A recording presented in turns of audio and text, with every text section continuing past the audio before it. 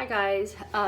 So I know this is going to be maybe not so very interesting to people who aren't interested in communications, but I think it's my civic duty to share this little bit of information that I think a lot of people get wrong. And it's also a pet peeve of mine. I just don't get how otherwise intelligent, sociable, functioning adults don't understand this. But there are so many people that are awkward communicators that and that's something that's I think that's like innate, right? So you are either born with an extrovert bubbly personality or you're not. So I'm not talking about that, right? I'm not talking about being introvert or an extrovert, but what I'm talking about is, and I notice this a lot, that when you are having a conversation amongst a group of friends, right, and you say there's 3 or 4 of you and you just have this conversation, your eye contact is focused on that one person and you have a group of people sitting around, that's rude and fucking obnoxious, because what you're doing is making the other people feel like they don't matter or they don't count. And I see it all the time, not in just conversations that I have with other people, but I'm also wary and very wary is not the word, cognizant of it when I see it on TV, whether somebody's conducting an interview or it's a reality show, not scripted, because I think the writers are well aware of the fact that they need to let their actors know that when you're having a conversation to be inclusive. But in real life, I notice that people are not. So here's a tidbit that I impart on all of my students, whether I'm teaching a high-level class, that's more theory-based and more for mature students who might be doing graduate studies or whatever, or whether it's your basic intro to communication. To be an effective communicator, you really need to be very aware of your nonverbal and verbal communication skills, how you stand, how you carry yourself, your facial expression, and most importantly, your eye contact. So to be somebody who other people can relate to and possibly and want to engage with, make sure that when you're having a conversation with somebody that you are very inclusive of everybody in that group and not just having this one-way conversation with one person when you're sitting in a group setting. If you want to have a private conversation with somebody, then have that private conversation with somebody. But I can't tell you how many times I've been in a group and whoever's having this conversation is just speaking to one person when there's like 5 people sitting around.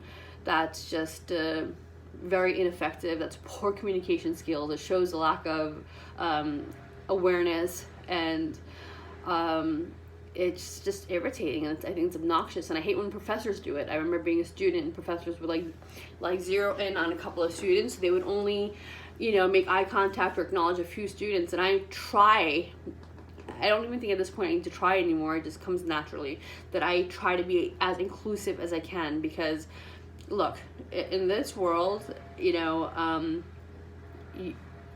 can't teach charisma. Some of us are just born with it. But you can teach somebody to be an effective communicator. And I've been in some form of communication in the industry for a very long time, whether it was, learning it as a student, or whether it was, trying to wangle a job at the BBC, or whether it was being on the radio, or whether it was conducting interviews on TV, or now teaching it, and being in front of an audience. And now I'm observing other people in real life situations, from at like school pickup, or, if I go to hockey practice, or if I'm, just hanging out with my friends. Actually, my close core group of friends get it. But I have noticed, I can't tell you how many times I've had people, like a group of people in one setting, and you'll see people that aren't, that don't know, haven't been taught either by their parents or haven't learned it in school, how to communicate and engage with other people in a group setting, and it's very important.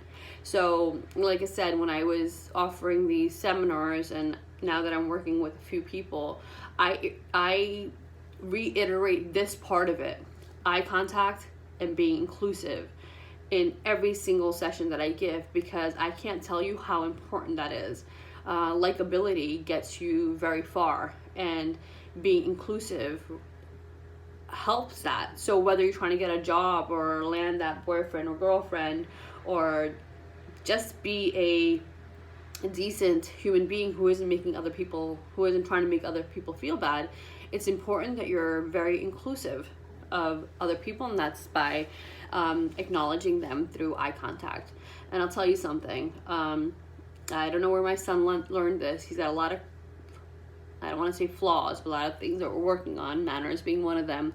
But the one thing that I notice about him and that I'm always in awe of is that he somehow can walk into a room and really captivate people, friends. He can make friends anywhere that he goes. A friend of mine told me that there was this girl on YouTube or Instagram that went viral because she would just acknowledge everybody with "hi friends." And I remembered when Aman was 2 or 3 years old and we moved to America and I'd take him to the park, he'd walk in and he'd automatically be like, "Hi friends," because he would think that everybody that he met was a friend.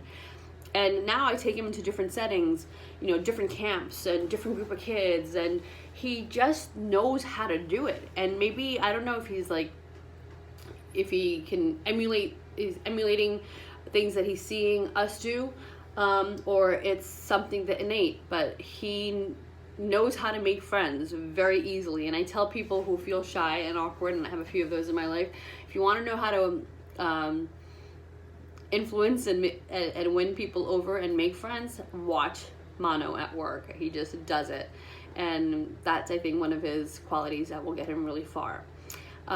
Sorry that I have been going on and on and on, but I thought it was my civic duty to impart that bit of information, eye contact and being inclusive, to you guys.